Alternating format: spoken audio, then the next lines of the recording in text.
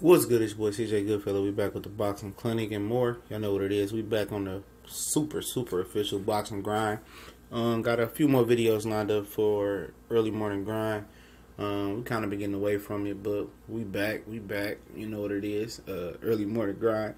And Kell Brook, Eddie Hearn announced, or Matchroom, they announced Kell Brook coming back March 3rd. At 154 pounds. I think he did say that he wanted to stay at 147. He said that the guys at 154 were too big for him. He wanted to do some catch weights with him, but he wanted to hang around 147. No, I think the only reason he wanted to hang around 147 was for a Amir Khan fight.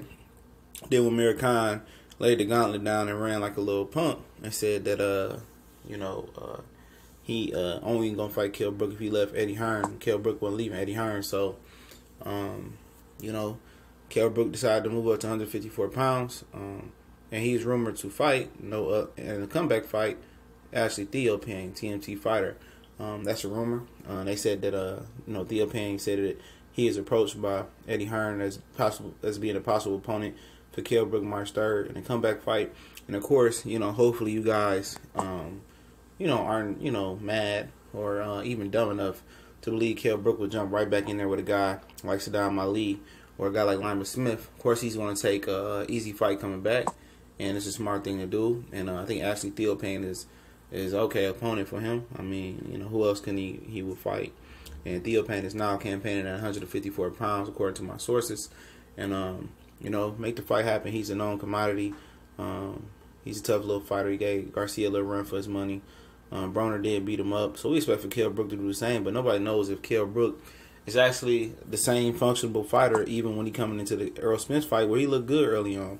He looked like he recovered from the Gennady Golovkin, beating. And Evans Jr., I might do a video on this sometime tonight or this morning or tomorrow. Chris Evans Jr. said that Eddie Hearn knew Kell Brook would get smashed, and I'm pretty sure like everybody else. So I don't understand why he even offered the Gennady Golovkin fight to Kell Brook.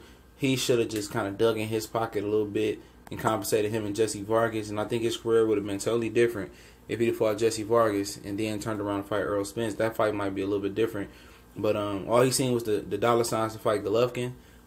He believed he could compete, and it wrecked his career. Let's keep it real.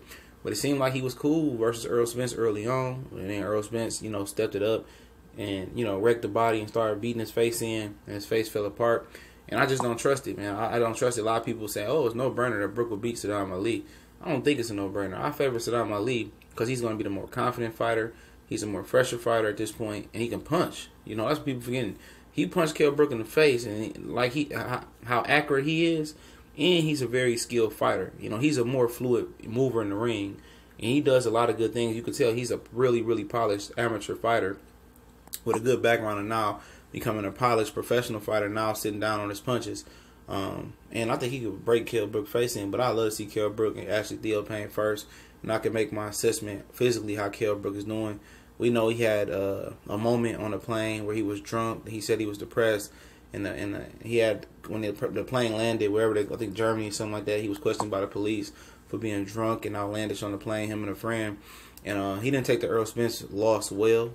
He probably was feeling that his career was in jeopardy of being ended, especially with the facial injury, and he was drinking, and that just tells you, the position that he was in. I know he know in deep back of his mind that money wasn't worth it fighting Gennady Golovkin and wrecking his career, and then having to come back and fight Errol Spence. But he made his bed. He got to lay in it. We out.